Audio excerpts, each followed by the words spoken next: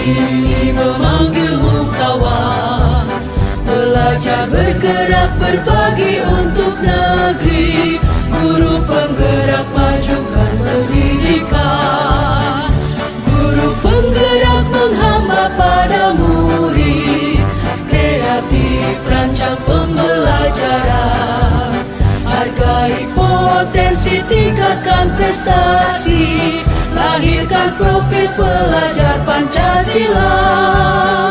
Belajar bergerak berbagi untuk negeri. Kita menjalin kolaborasi.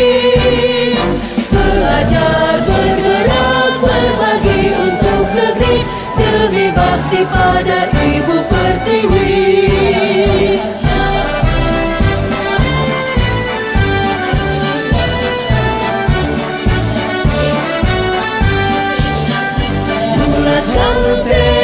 Kuatkan hati, negeri ini memanggilmu kawan. Belajar bergerak berbagi untuk negeri. Guru penggerak majukan pendidikan. Guru penggerak menghamba pada murid. Kreatif rancang pembelajaran. Hargai potensi, tingkatkan prestasi. Lahirkan profil pelajar Pancasila. Belajar bergerak berbagi untuk negeri. Kita menjalin kolaborasi. Belajar bergerak berbagi untuk negeri. Demi bakti pada Ibu Pertiwi. Belajar bergerak berbagi untuk negeri. Kita menjalin kolaborasi. Belajar bergerak berbagi untuk negeri. Demi bakti pada Ibu Pertiwi. Demi bakti pada Ibu Pertiwi.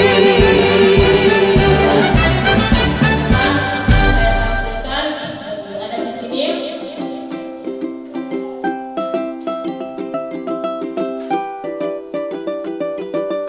Ini perubahan paradigma. Jadi ada semacam permainan yang berhubungan dengan perubahan paradigma. Kegiatan kepalan tangan.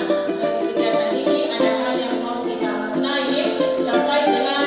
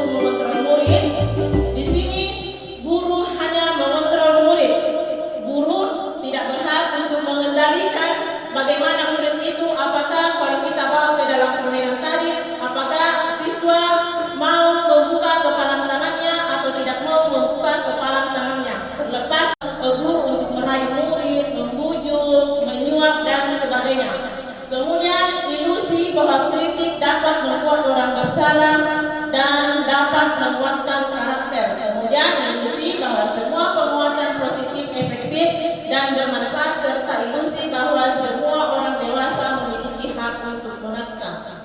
Kemudian selanjutnya berikutnya adalah tentang makna disiplin. Kalau kita berbicara tentang disiplin, saya yakin dan percaya Bapak dan Ibu yang hadir di sini sudah mengetahui semua apa itu disiplin. Yang pertama, di sini dikatakan bahwa disiplin itu berasal dari bahasa Latin disiplina yang artinya belajar. Makna asal dari kata ini berkonotasi dengan disiplin diri dari murid-murid Sokrates dan Plato. Kemudian disiplin diri membuat orang menggali potensinya menuju sebuah tujuan apa yang dia hargai. Dalam kehidupan sehari-hari kita selalu mengaitkan disiplin itu menjadi menghubungkan kata disiplin itu dengan ketidaknyamanan. Mengapa kita katakan ketidaknyamanan? Karena disiplin terkadang membuat kita merasa diatur-atur. Contohnya harus datang tepat waktu. Kemudian apalagi misalkan bagi siswa, kalau kita mau disiplin ini ke dalam lingkungan siswa harus datang tepat waktu. Jadi itu pemahaman bahwa disiplin terkadang dikaitkan dengan ketidaknyamanan. Dan seharusnya apa yang kita lakukan dengan kedisiplin ini, mari kita memperbaiki paradigma berpikir kita. Kita jangan selalu menganggap bahwa disiplin itu adalah membawa kita pada sesuatu hal yang tidak menyenangkan, tetapi mari kita menganggap bahwa disiplin itu adalah sesuatu yang harus kita hargai atau pencapaian suatu tujuan mulia. Kemudian berikutnya, di sini ada motivasi perilaku manusia. Kalau kita berbicara tentang motivasi perilaku manusia, ada namanya faktor eksternal dan ada namanya faktor internal. Yang pertama di atas ada faktor eksternal, menghindari hukuman atau ketidaknyamanan. Ini masih berkaitan dengan disiplin tadi. Ketika seseorang melakukan sesuatu karena hanya untuk menghindari hukuman atau ketidaknyamanan, ini dikatakan sebagai faktor eksternal. Apa yang akan terjadi jika ini tidak dilakukan? Saya akan membawa Bapak dan Ibu ke dalam ranah lingkungan sekolah. Misalkan seperti ini. Ada aturan di sekolah yang mengatakan bahwa guru dan peserta didik harus datang terlambat. Ketika kita tidak datang terlambat karena hanya untuk menghindari hukuman dari kepala sekolah misalnya, maka ini dikatakan sebagai faktor eksternal. Apa yang akan terjadi jika ini adalah faktor eksternal? Bisa jadi ketika tidak ada kepala sekolah, kita tidak akan datang tepat waktu karena kita hanya menghindari hukuman atau teguran. Kemudian yang berikutnya, untuk mendapatkan imbalan dari orang lain atau institusi. Jadi untuk mendapatkan imbalan dari orang lain atau institusi, masih dari contoh yang tadi, seorang guru yang selalu datang ke sekolah tepat waktu akan mendapatkan penghargaan dari kepala sekolah misalnya. Tujuan utamanya adalah itu, untuk mendapatkan penghargaan dari kepala sekolah. Jadi dia fokus ke situ.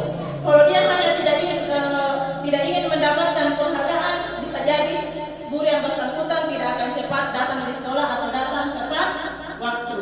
Kemudian yang ketiga, motivasi perilaku manusia itu adalah untuk menghargai diri sendiri. Dari ketiga motivasi perilaku manusia di atas, motivasi yang ketiga inilah yang harus kita pahami, kemudian harus kita laksanakan dalam kehidupan sehari-hari, terutama di sekolah. Bagaimana perilaku kita jika ini yang kita lakukan, ini adalah faktor internal. Jadi contohnya seperti ini.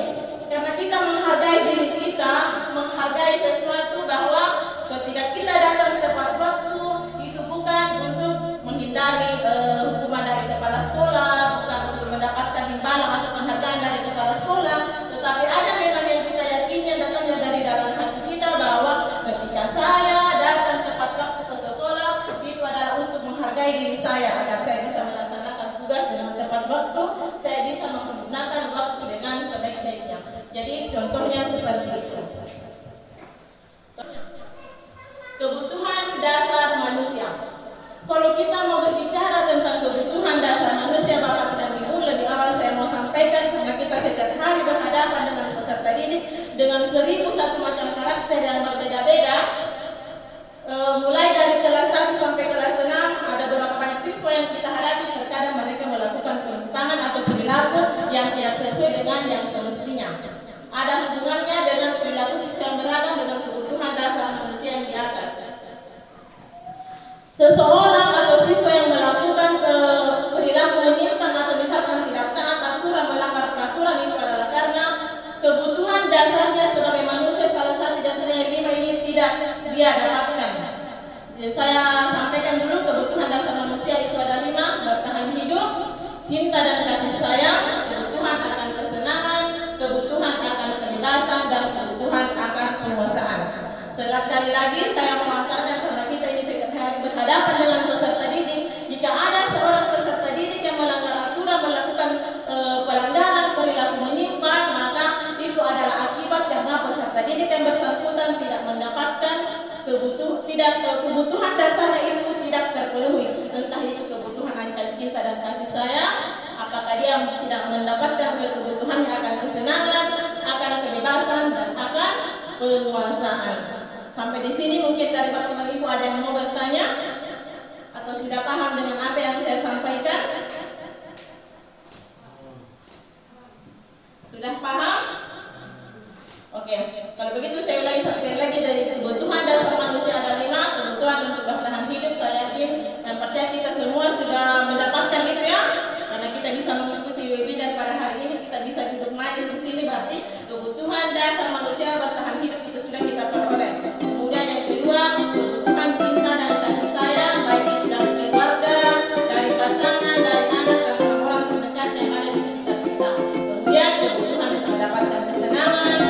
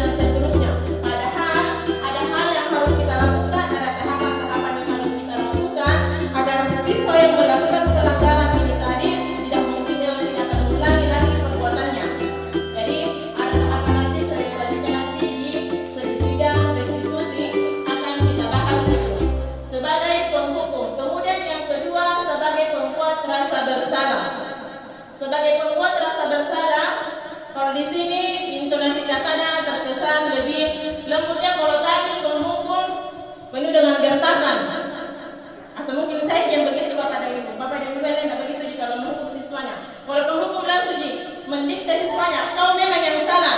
Kenapa begini, melanggar aturan, tidak pakai sepatu, tidak pakai kaos kaki, apa dan sebagainya. Itu sebagai penghukum. Ekspresinya kasar, penuh gertakan, suaranya besar.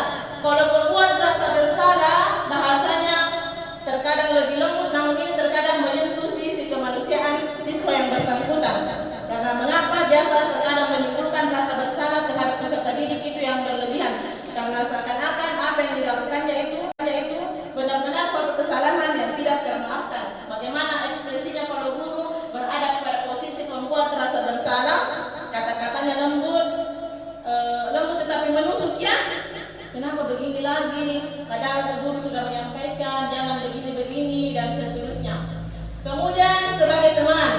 Bagaimana seorang guru berada pada posisi sebagai teman ketika menghadapi kasus-kasus siswa itu menangani masalah itu. Terkadang guru sambil ketawa-ketawa memanggil sini ada apa.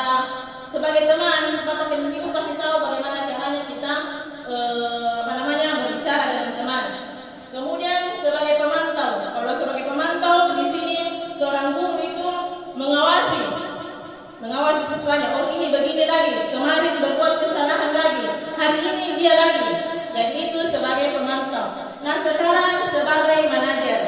Kalau sebagai manajer, dari 5 posisi kontrol seorang guru ketika menangani kasus-kasus yang terjadi di lingkungan sekolah, seorang guru itu diharapkan berada pada posisi sebagai manajer. Jadi ada tingkatan-tingkatan yang tidak langsung mendikte siswa, tidak langsung kau memang yang salah, yang begini-begini, tetapi ada tahapan-tahapannya dalam segitiga restitusi. Ada sebentar pembahasannya bagaimana itu seorang guru berada pada posisi sebagai manajer dalam menangani kasus-kasus yang terjadi di sekolah.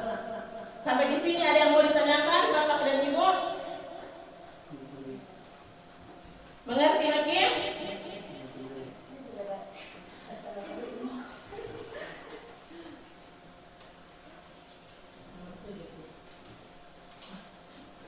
Nah, kemudian sekarang selanjutnya, mengapa harus keyakinan kelas bukan peraturan kelas? Ada contoh di depan Ibu, mengapa kita memiliki peraturan harus memakai helm bila menggunakan kendaraan roda 2? Mengapa kita memiliki peraturan harus datang tepat waktu? Kemudian mengapa kita melakukan peraturan 3M, menggunakan masker, mencuci tangan, dan menjaga jarak? Dari awal tadi sebenarnya saya sudah sampaikan ini bahwa peraturan itu berbeda dengan keyakinan. Kalau peraturan hanya sekedar menghindari ketidaknyamanan atau keyakinan, itu faktor eksternal. Kita ambil contoh yang pertama, mengapa kita memiliki peraturan harus memakai helm bila mengendarai kendaraan roda 2? Kalau ada pertanyaan seperti ini, mengapa kita harus memiliki peraturan? Mengapa harus menggunakan helm pada saat mengendarai kendaraan roda 2? Apa kira-kira jawaban saya? Untuk apa? Kalau kita pakai helm? Menjaga keselamatan, menaati peraturan.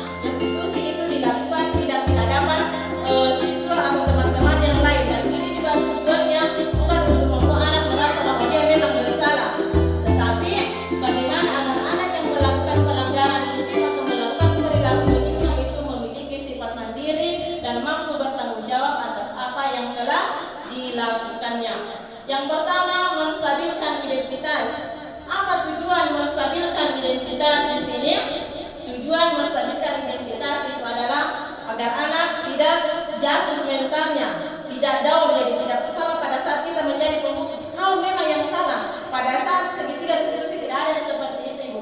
Menstabilkan identitas itu setelah kita tanya anak apa yang telah dia lakukan, mengapa sampai dia melakukan itu, kita tumbuhkan semangat anak dengan bahasa misalkan melakukan kesalahan itu adalah suatu hal yang manusiawi, melakukan kesalahan itu adalah hal yang wajar-wajar saja. Saya juga pernah melakukan kesalahan. Yang intinya kita mengeluarkan kalimat-kalimat yang akan membuat anak tidak merasa diintimidasi bahwa apa yang dia lakukan itu tidak bisa dimaafkan. Dengan adanya bahasa-bahasa yang bisa membuat anak tadi muncul kembali rasa percaya dirinya, seperti misalkan berbuat salah itu adalah suatu hal yang manusiawi. Ibu juga pernah melakukan kesalahan seperti itu.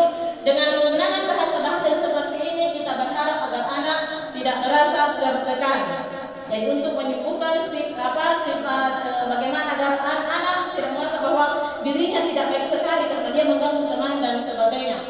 Kemudian yang kedua, validasi tindakan yang salah. Jadi validasi tindakan yang salah. Pada tahap ini yang dinilai juga adalah sifat jujur dari anak. Jadi kita minta anak mengeksplor, menceritakan apa yang telah dia lakukan. Anak akan menceritakan dengan sejujurnya. Baru kemudian kita tanyakan, menurutmu perbuatanmu tadi benar atau salah? Pasti anak akan memberikan jawaban kalau memang yang dilakukan itu adalah suatu kesalahan. Jadi ini hanya di sini menanyakan tindakan yang telah dia lakukan. Sekali lagi, tidak bermaksud untuk membuat anak merasa bersalah. Apa tujuannya? Agar anak meyakini dalam hatinya bahwa oh memang saya salah dan saya harus bertanggung jawab terhadap apa yang telah saya lakukan. Kemudian yang ketiga, setelah validasi tindakan yang salah, yang terakhir itu adalah menanyakan keyakinan. Menanyakan keyakinan. Kalau misalkan dalam kelas, seperti di kelas 6 sudah ada keyakinan kelasnya, misalkan ada aturan yang dia langgar, misalkan mencontek, padahal ada kesepakatan kelas yang telah dibuat harus jujur, tidak boleh mencontek. Ketika siswa kelas 6 misalkan ada yang mencontek, kita tanyakan itu keyakinan kelas yang mana yang telah kamu langgar. Di sini anak akan mengemukakan jawabannya, oh ini mengapa dia melanggar, padahal ternyata ini sudah kita yakini, kita sudah sepakat tidak boleh mencontek. Atau misalkan ada kesepakatan kelasnya bertanggung jawab, kemudian ada siswa yang tugas piket tetapi kemudian dia tidak melaksanakan tugasnya. Di sini kita tambahkan lagi penguatan. Kenapa tidak dilaksanakan tugasnya? Keyakinan kelas yang mana yang telah kalian langgar? Jadi itu Ibu tentang segitiga restitusi. Mungkin masih ada yang mau ditanyakan? Masih ada yang mau ditanyakan tentang segitiga restitusi? Atau Bapak dan Ibu sudah mengerti semua? Sudah paham dengan apa yang saya sampaikan tadi? Oke, kalau begitu sebelum saya mengakhiri pertemuan kita pada hari ini, pada kesempatan ini, atau masih ada yang mau ditanyakan? Yang mana? Ini.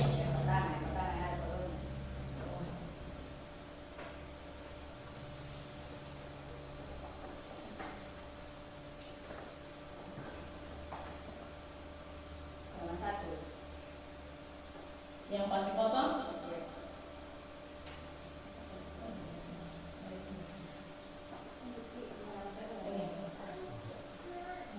Masih tentang diseminasi atau apa? Masih tentang diseminasi. Ya, saya ditanyakan di sini budaya positif yang kita lakukan di sekolah ini, yang mana saja yang dikatakan budaya positif? Pertanyaan yang sangat bagus sekali. Ini yang saya tunggu dari tadi. Karena tadi kita bicara tentang keyakinan kelas, peraturan kelas. Nah sekarang budaya positif. Kalau kita berbicara tentang positif, berarti ujung-ujungnya itu adalah hal-hal yang baik ya, Bapak dan Ibu. Nah sekarang budaya positif kita bawa saja dalam sekolah karena kita ini semua pendidik. Sebelum saya jelaskan tentang budaya positif, mungkin ada di antara Bapak dan Ibu yang bisa menyebutkan budaya positif apa saja yang telah kita terapkan di sekolah ini selama ini. Apa yang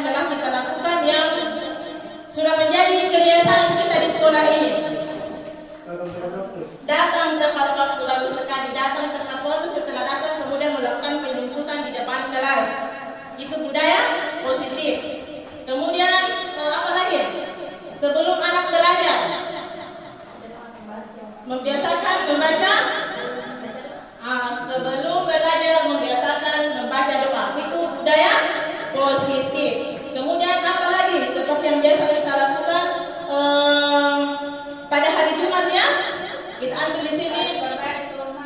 Baris berbaris sebelum masuk kelas. Membaca surah pendek. Kemudian literasi Al-Quran. Karena budaya itu membiasakan, Ibu, bagaimana kita membiasakan budaya positif di lingkungan sekolah. Selama ini kita sudah banyak melakukan itu di sekolah. Datang tepat waktu, pulang sesuai dengan waktu yang ditetapkan.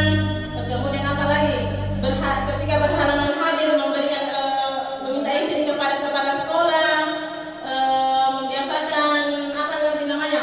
Pada saat upacara, siswa mengikuti upacara dengan hikmat, membaca doa sebelum siswa belajar. Begitu juga pada saat pulang dari sekolah atau mengakhiri pelajaran. Jadi itu tentang budaya positif. Masih ada pertanyaan yang lain Ibu selanjutnya? Tentang diseminasi budaya positif. Sudah mengerti? Oke, karena sudah mengerti, saya menyimpulkan kegiatan kita pada hari sekaligus juga saya ingin mengajak Bapak dan Ibu.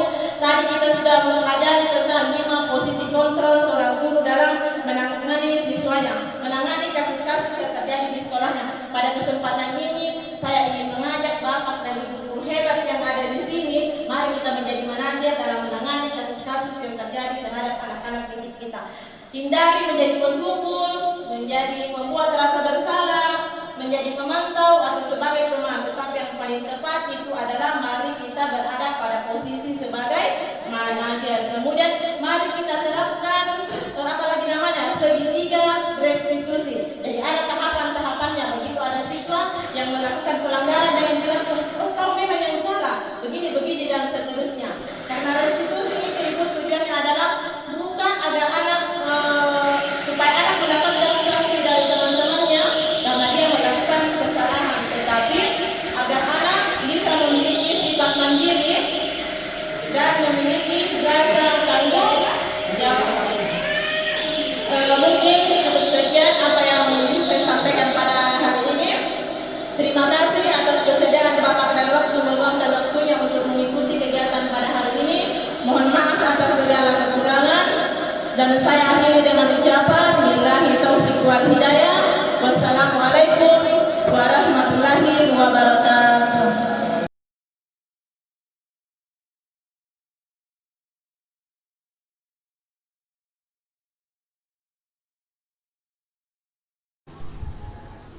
Bismillahirrahmanirrahim.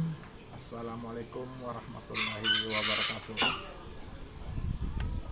Perkenalkan, nama saya Asri Adisam, biasa dipanggil dengan nama Asri. Saat ini saya mengajar sebagai guru PJOK atau biasa disebut guru olahraga di SDN 263 Tanah Lemo, Kecamatan Bontobahari, Kabupaten Bulukumba. Saya adalah rekan sejawat dari Ibu Aridar SPDI yang sedang saat ini mengikuti calon guru penggerak Angkatan 9 Kabupaten Bulukumba. Setelah saya mengikuti webinar tentang diseminasi positif yang dilakukan pada hari Senin 23 Oktober 2023 di SDN 263 Tanah Lemo, saya sangat mendapatkan pengetahuan baru yang sangat menarik bagi saya, yaitu posisi kontrol. Sebagai guru dan segitiga restitusi, selama ini saya sangat cenderung berada pada posisi sebagai penghukum dalam menangani kasus-kasus siswa-siswi di dalam lingkungan sekolah tersebut. Posisi saya sebagai guru PJOK atau biasa disebut dengan guru olahraga membuat saya sering menjalankan dalam peran ganda, yaitu menjadi guru yang bertugas dalam menangani kasus-kasus siswa, di mana sebelumnya saya mengikuti webinar tentang diseminasi budaya positif. Terkadang saya selalu menyalahkan siswa-siswi yang berbuat kesalahan, baik disengaja maupun tidak disengaja. Setelah mengikuti kegiatan ini tentang diseminasi budaya positif, saya bertekad ingin mengubah paradigma dan pola berpikir saya dalam menangani kasus-kasus siswa, yaitu dari penghukum menjadi manajer. Dalam menangani kasus-kasus yang dihadapi oleh siswa-siswi, saya juga akan berusaha semaksimal mungkin bagaimana saya akan menerapkan segitiga restitusi dalam menyelesaikan tugas atau menyelesaikan kasus siswa di dalam sekolah, agar kedepannya itu siswa tidak akan merasa lagi terbebani apabila ada permasalahan yang akan dihadapi di dalam lingkungan sekolah. Mungkin sekian dari saya. Cukup sekian dan terima kasih. Assalamualaikum warahmatullahi wabarakatuh. Assalamualaikum warahmatullahi wabarakatuh. Perkenalkan, nama saya Nina Ayurisna SPD. Saya adalah rekan sejawat dari Ibu Arnidar SPDI. Saya telah mengikuti webinar yang dilaksanakan oleh Ibu Arnidar pada hari Senin tanggal 23 Oktober 2023 mengenai diseminasi budaya politik. Saya sangat senang mengikuti webinar tersebut karena ada banyak pengetahuan yang bisa saya dapatkan mengenai diseminasi budaya positif. Saya bisa mengetahui tentang apa itu budaya positif, di mana saya memahami bahwa budaya positif itu adalah kebiasaan yang diharapkan dapat dilakukan oleh siswa yang kemudian pada akhirnya akan menjadi keyakinan mereka. Kemudian saya juga mendapatkan pengetahuan mengenai kebutuhan dasar manusia, di mana disampaikan ada 5 kebutuhan dasar manusia, yaitu yang pertama bertahan hidup, yang kedua cinta dan kasih sayang, yang ketiga kesenangan, kebebasan dan juga penguasaan. Selain itu saya juga mendapatkan pengetahuan tentang bagaimana sebagai guru kita menentukan atau memilih bagaimana posisi kontrol kita sebagai seorang guru, yaitu disampaikan ada 5 posisi kontrol. Yang pertama itu adalah sebagai penghukum, pembuat rasa bersalah, teman, pemantau dan juga manajer. Setelah saya mengikuti webinar tersebut, saya menjadi tahu bahwa posisi kontrol yang paling baik sebagai seorang guru itu adalah sebagai manajer, bukan sebagai penghukum, apalagi pembuat rasa bersalah dan lain sebagainya. Kemudian saya juga mendapatkan pemahaman mengenai restitusi, di mana yang saya pahami yaitu restitusi itu adalah dialog antara guru dengan siswa untuk menumbuhkan rasa atau sifat mandiri, juga bertanggung jawab atas apa yang telah dilakukan oleh siswa kita. Sehingga setelah mengikuti webinar ini saya sangat bersemangat untuk ikut menumbuhkan budaya positif dalam diri siswa saya, juga memahami restitusi yang baik, kemudian memahami bagaimana kita bisa memperbaiki posisi kontrol kita sebagai seorang guru. Itulah testimoni dari saya. Sekian dan terima kasih. Assalamualaikum warahmatullahi wabarakatuh. Bismillahirrahmanirrahim. Assalamualaikum warahmatullahi wabarakatuh.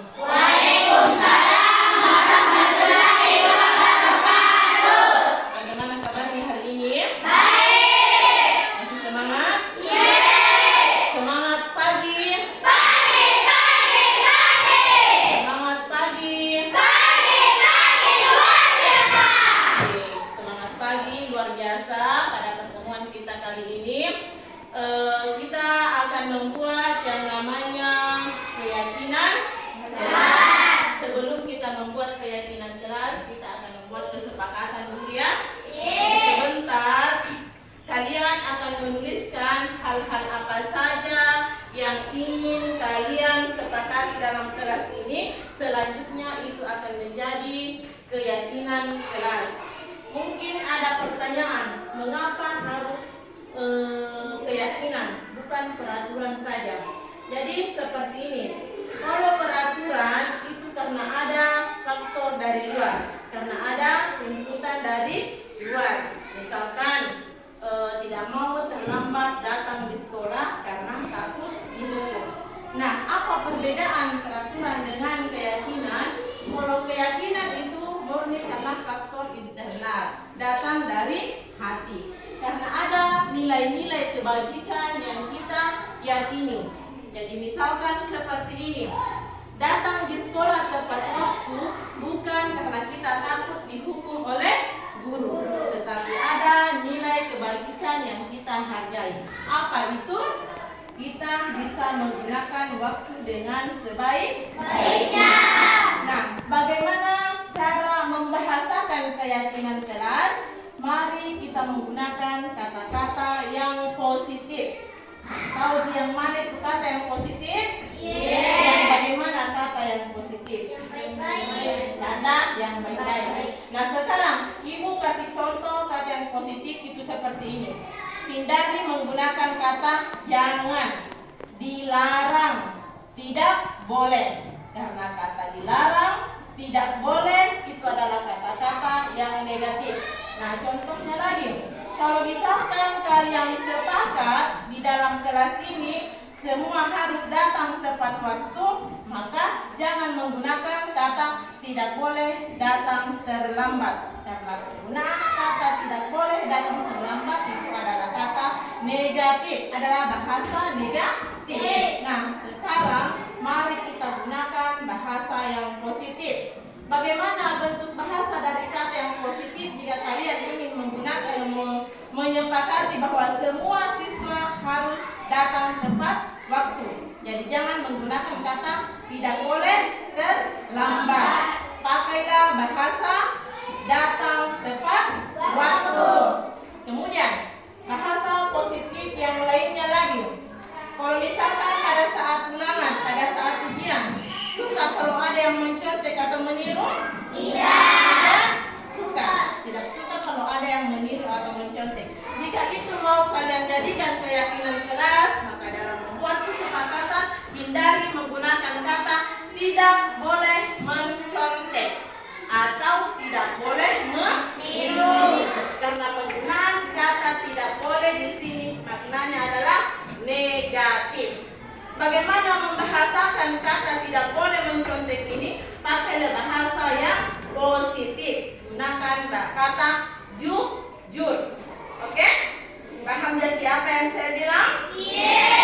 Nah, sekarang selanjutnya adalah saya akan membagikan kertas kecil ini. Jadi pada kertas ini kalian diminta untuk menuliskan hal-hal yang ingin kalian sepakati di dalam kelas ini. Selanjutnya ini akan kita jadikan keyakinan kelas. Setiap orang hanya perlu menuliskan satu kesepakatan saja.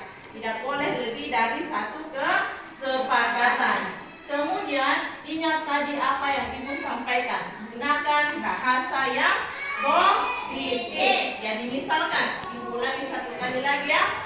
Kalian sepakat untuk tidak mau mencontek kalau ada ujian. Pokoknya tidak ada teman yang boleh mencontek atau meniru pada saat ujian. Nah, tuliskan dalam kertas ini yaitu jujur. Oke? Paham apa yang Ibu sampaikan? Dalam menuliskan hal-hal yang ingin kalian sepakati di kertas ini, gunakan bahasa yang positif. Hindari penggunaan kata jangan, tidak boleh, kemudian dilarang. Karena ketiga kata ini yang Ibu sebutkan tadi, itu maknanya adalah negatif. Oke. Kemudian apa lagi contohnya? Misalkan kalian menghindari, tidak menginginkan adanya perselisihan di dalam kelas ini. Semua saling menyayangi. Tuliskan di sini saling menyayangi atau saling menghargai. Hindari bahasa tidak boleh mengganggu teman. Paham? Sekarang Ibu berikan satu persatu. Setelah dituliskan baru tempel di sini ya.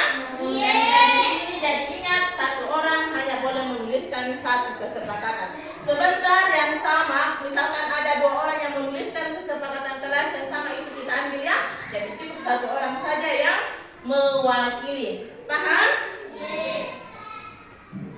Tulis di sini.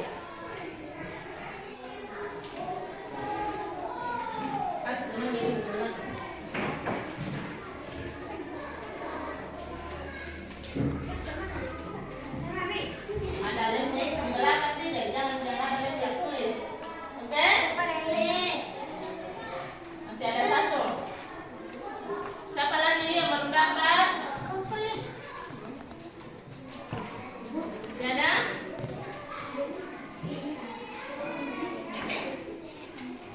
Oke, ditulis sekarang. Ingat, hindari penggunaan bahasa negatif. Iya. Ada lemnya di belakang nih, jadi bagian depan kita menulis, nanti yang ada lemnya ditempel di situ. Oke? Satu orang hanya boleh menuliskan satu kesepakatan, satu yang mau disepakati di dalam kelas ini. Oke, dituliskan sekarang.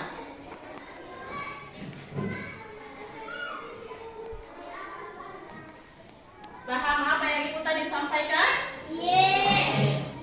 Tuliskan. Kalau ada yang sudah tuliskan, boleh maju ke depan, tempel di karton yang sudah Ibu siapkan di depan. Oke?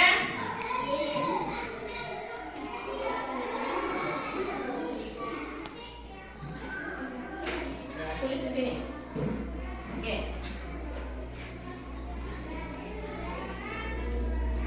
Ingat, hindari penggunaan kata tidak boleh, dilarang, dan jangan. Pakai bahasa positif. Kalau menginginkan tidak ada yang mencontek kalau ujian, tulis jujur. Oke? Menghindari adanya perselisihan di dalam kelas. Tuliskan saling menyayangi. Oke.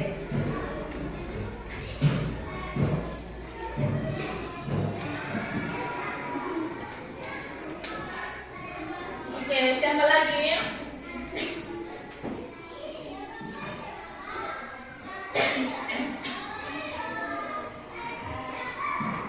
Yang sudah tulis, boleh maju ke depan, tempelkan kertasnya di karton yang sudah Ibu siapkan.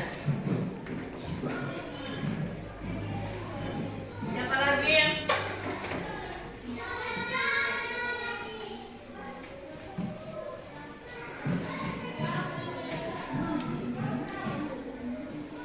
Yang lain?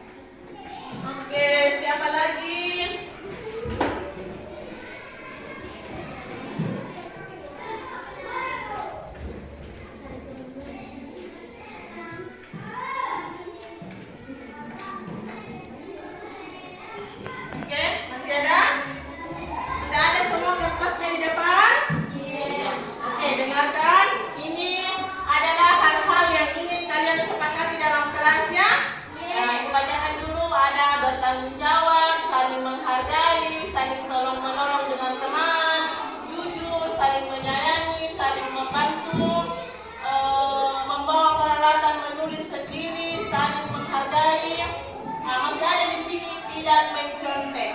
Tadi Ibu sudah saya jelaskan, jangan menggunakan bahasa negatif. Tidak mencontek, gunakan bahasa positif yaitu jujur. Oke, nah sekarang tadi Ibu juga sudah sampaikan bahwa kesepakatan yang sama itu kita ambil ya. Cukup satu orang saja yang mewakili. Yang paling banyak di sini apa? Saling menghargai. Kita ambil saling menghargai ya.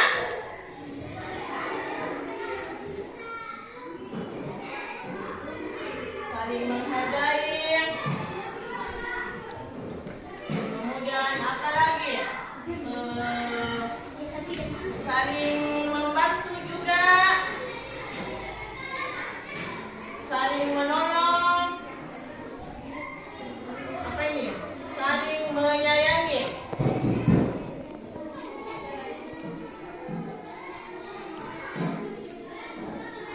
Oke, jadi ini di atas ya. Oke. Terus pembuatan keyakinan kelas. Ada beberapa hal yang sudah kalian sepakati di atas. Jadi bertanggung jawab, membawa peralatan menulis sendiri, saling menyayangi, saling menghargai, saling membantu, jujur. Jadi ini saling menghargai sudah ada tadi. Kemudian menghormati, saling membantu. Oke. Nah, itu di atas. Jadi coba hitung bersama ada berapa yang mau kita sepakati? 1, 2, 3, 4, 5, 6, 7, 8. Ada 8 yang mau kalian sepakati. Dari ke-8 kesepakatan kelas ini, selanjutnya ini yang akan kita laksanakan, ini yang akan kita yakini. Tadi Ibu sudah menjelaskan bahwa mengapa bukan peraturan saja, mengapa harus keyakinan. Ada juga tadi Ibu jelas sampaikan bahwa kalau peraturan itu karena faktor dari luar, ada tuntutan dari luar. Jadi misalkan contohnya tadi tidak boleh datang terlambat karena takut mendapat hukuman dari guru. Takut mendapat hukuman dari guru. Nah, mulai sekarang mari kita ubah pandangan itu. Mari kita ubahkan pendapat itu.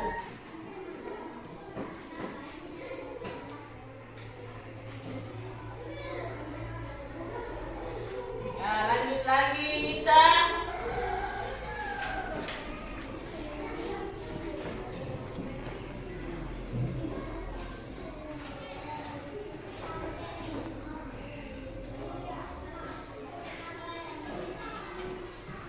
Berikutnya yang ke depan tuliskan namanya, kemudian tanda tangan.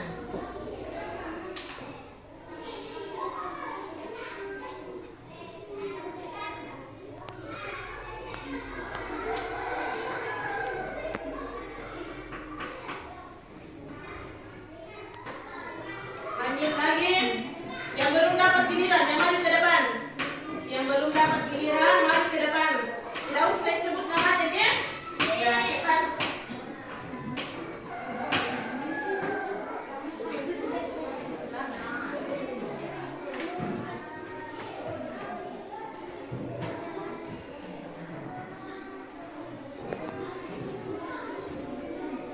Oke, berikutnya.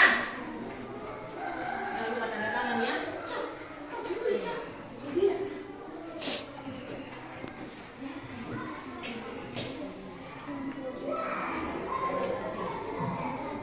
Oke, Habib sudah asal ya? Ya, cepat asal.